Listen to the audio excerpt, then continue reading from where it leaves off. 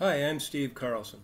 I'm running in 2016 as a candidate for president, an independent candidate, and I'd like to get on the ballot here in Minnesota and also in a few other states and really push forward what I call the caretaker party. That is the independent voters who really care about the government, and that's why they're voting, not just to push their own party. Now, I'd like to talk to you today about the question of the state auditor. This is a big issue here in Minnesota.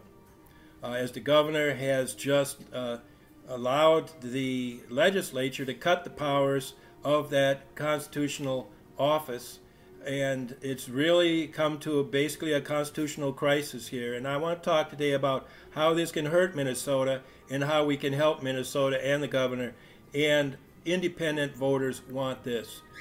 Now, on the question of the state auditor here in Minnesota, it's come to the point that the state auditor position is being politicized, and as an Independence Party nominee and candidate in 2016, I think that integrity in government and accountability are certainly two of the principal purposes for having such a party, an Independence Party. And I can't imagine that a candidate for auditor of the party, and I haven't talked to the last candidate, would support this kind of playing and toying with the underlying mechanisms of integrity for the huge government that we have, the multifaceted and statewide government apparatus that we have. And just to keep it flowing requires the appropriate allocation of scarce resources. So just from a purely management point of view, an auditor is essential. Now, I've talked with Rebecca Otto. I go on Facebook, and since I started running for office in 2010, I wanted to have free access to the voters and engage in meaningful discussion. And I'm pleased to say that Rebecca Otto has been willing to reach out on Facebook and answer questions about this. And I had a few. And one of the questions I had is, how could this arrangement be constitutional? So you've got two supposedly separate branches of the government, the legislative and the executive. And the legislative branch, controlled by one party, is making decisions for an executive branch function. And of course, you've got Tom Bach, the Democrat. He's a northern Minnesota Democrat and union man, like Al Franken. In Washington, we rely on a kind of separation of powers, balancing powers so that we can avoid putting all the power and decisions in the hands of a few. We believe this kinds of checks and balances is essential for good government and also for effective government, so that we can carry out those limited actions which our government and democracy rely on. And indeed, our democracy is founded in the Constitution. Here's the problem. I don't have a problem, and I doubt that State Auditor Otto has a problem either, with the limited use of county directives taken in cooperation with the state's auditor in making an audit better and more effective. However, the election is over, and elections have consequences. And although I decry the partisan nature of our elections, which is really being polarized and politicized from Washington, which is the center of polarization, I do decry that. And nonetheless, if you're going to have a constitutional democracy, then our country's founded on a constitution and republican form of government, where we choose our representatives and we also choose our state officials. And during the election, Republicans could have all kinds of things to say about the qualifications of Otto, etc. But once that the election is done, all we have to do is work together. Government is not one ongoing election, and there's always disagreement over the role of the auditor. And I have some opinions of my own based on talking with Auditor Otto. And I think we could be making a lot better use of the auditor. And my own goal would be, and I believe a lot of people in the United States share this goal, would be to transition the power and resources back to the 50 states so that we could stop the loss of funds and efficacy flowing to the nation's capital. That's a drain on our resources. We actually have a federal government that is so out of control that it's a drain on our resources.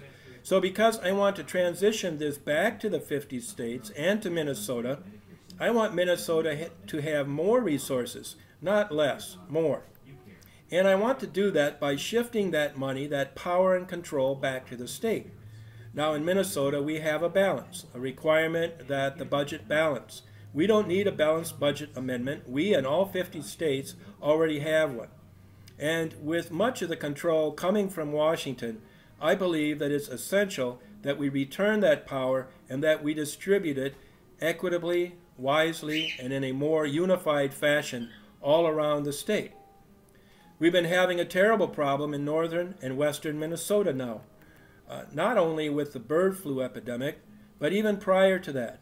I was frankly shocked when I visited Duluth and saw the extent of the economic desperation there. And one of the things we've got to do is get Minnesota's economy revived. Now, I've always lived in the Twin Cities. I visited outstate during my time as a university senator and member of the President's Consultative Committee. I would visit Duluth, Waseca, Crookston, Morris, all the various campuses. I visited Rochester recently. And we've got a whole state here.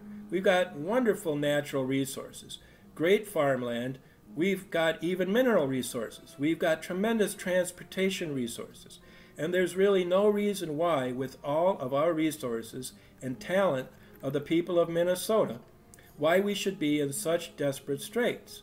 And the reason, clearly, is we're ignoring outstate Minnesota.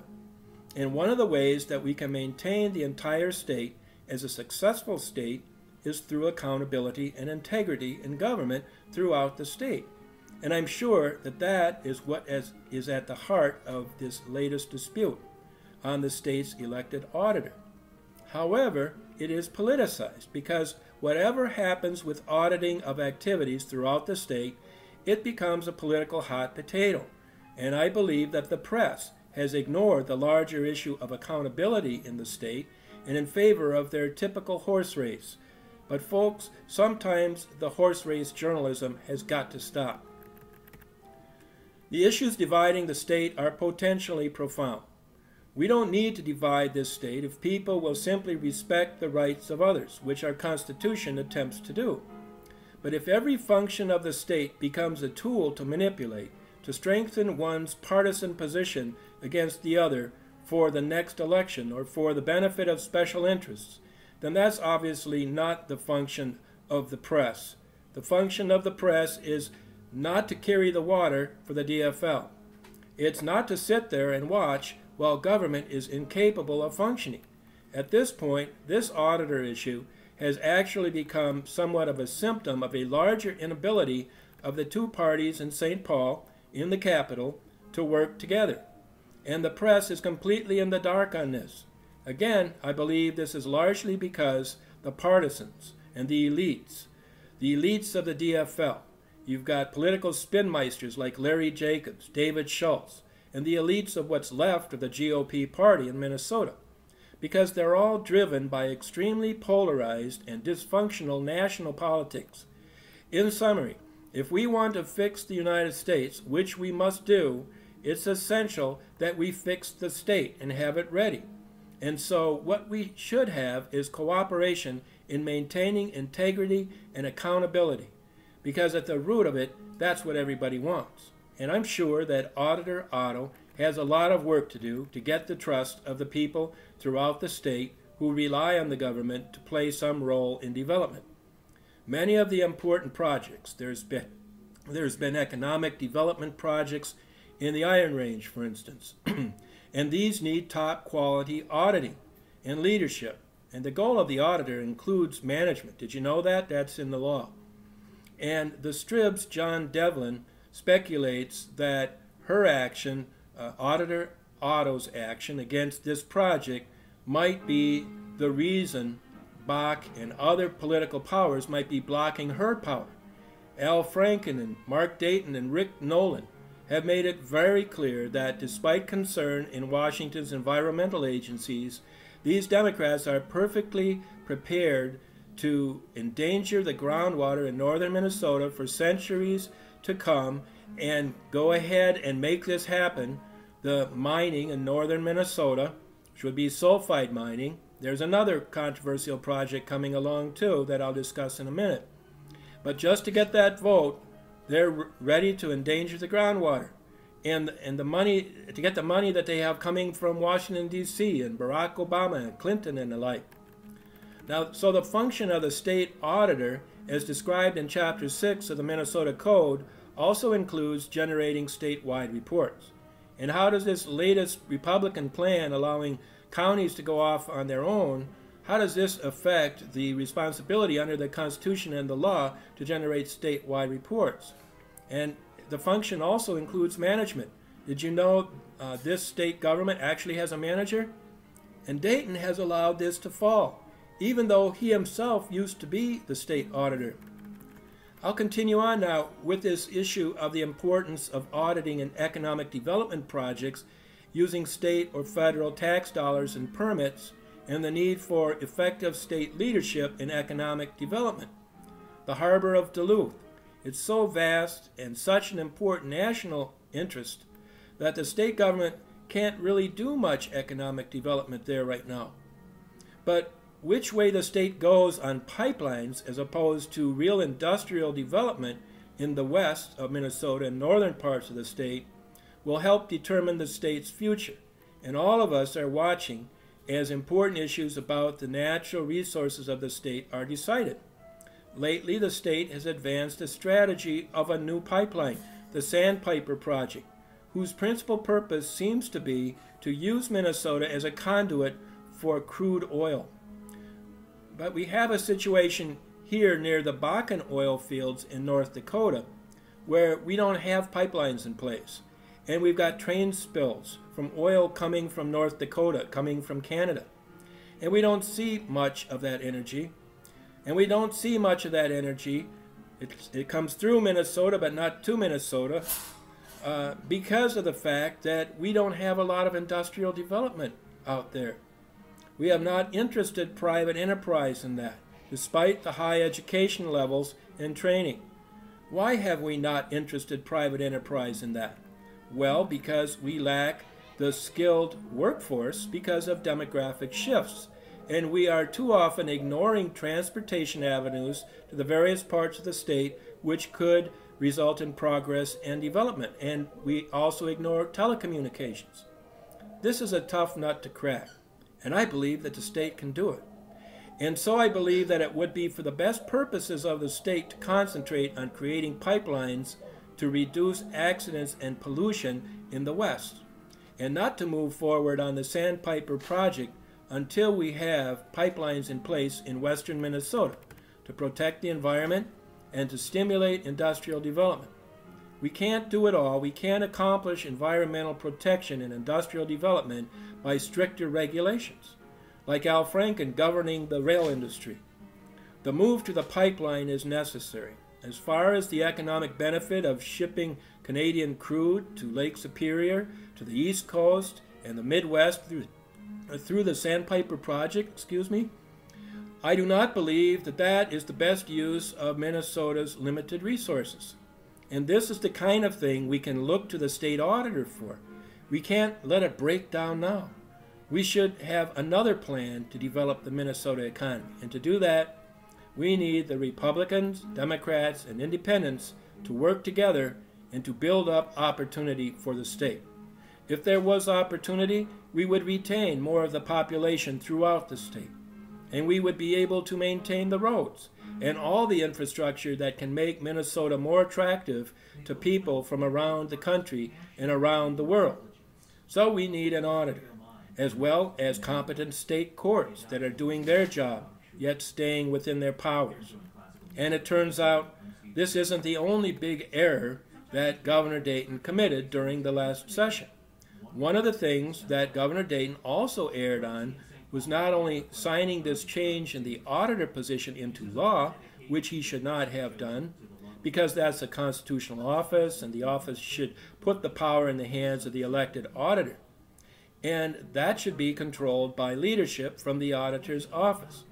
And Governor Dayton himself came in as an auditor and should have known and should know that especially with the tremendous growth in the state and these kinds of decisions which are going to be of a historic significance, and with that growth, since the time that he was the auditor, that the office needs sufficient resources and support and can't be strangled by the Republicans or whoever. And the leadership of Governor Dayton is needed here. The same thing was true with severe problems in the conduct of the recent federal elections, including unconstitutional quotas based on sex, race, and other immaterial factors, factors which are not allowed to limit or deny or abridge the right to vote. But that denial and abridgment has happened. There's been misuse by the state, as the Office of the Legislative Auditor found, by the Secretary of State's Office of Public Information in elections. And there has been clamping down on all free expression and rights of association. First, the debates with absent Al Franken, and now the loss of a major Minnesota political party, the Minnesota Independence Party. And for this reason, Al Franken was involved in an election contest, which should have gone to the United States Senate and the United States House. He was able to get out of that with another stray signature of Mark Dayton, signing his election certificate unlawfully in violation of Minnesota's law, which tolls the issuance of that certificate during the time that such a contest is pending. So this is a little bit of shoddy leadership by Governor Dayton in important areas, and we want to support him to make Minnesota work, put Minnesota to work. And so his whole focus is now on public spending, massive public spending on public education, hoping that by throwing money, he can solve some of the problems which this very unconstitutional election politics is driving and making worse year after year. It's dividing us on lines of gender, lines of race, lines of national origin, and even religion. And he's got to step up. We all need to step up and protect Minnesota against these dangerous conflicts.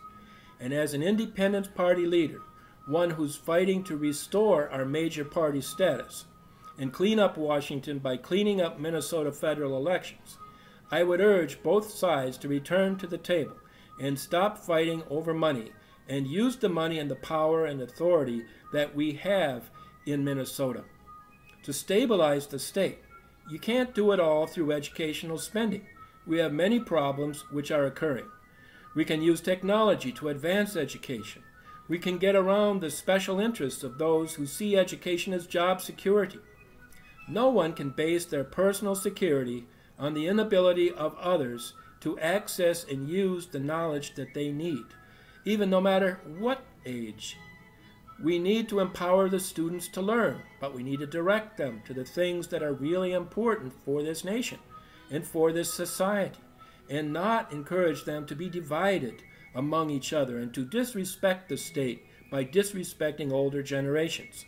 Just as older generations in turn must show the love and compassion and leadership for the young and give them the hope and maintain their trust and not squander their future. So there's a place where we can all come together, and we should do that to get this important auditor position back on track. I have some other ideas about the charging of the goals of the auditor position to become more involved in programmatic issues, for instance, right in the area of education. We have the 50% only graduation rate in the Hennepin-Anoka School District, in the state's largest school district in Minneapolis.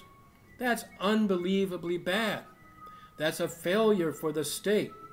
We can use leadership backed by auditing the programs to assess their design, their distribution versus the overall plan, and work with those counties, Hennepin and Anoka. But it shouldn't be just finding the money or compliance with strict written laws. It has to be the overall function, at least here in this major area of Minnesota's resources, and yet major investment, to secure that goal. So we need to work with the auditor function. We need to redirect it and restore it to its importance and use it in a constitutional way where it does not become a political prize, but rather a political asset. I'm Steve Carlson. Thank you for listening to this. Leadership in this state is desperately needed. We need independent thinkers, and we need to restore that auditor position. That makes Minnesota look very bad, and I think this is necessary throughout the country. Hopefully Minnesota can be an example of good government once again.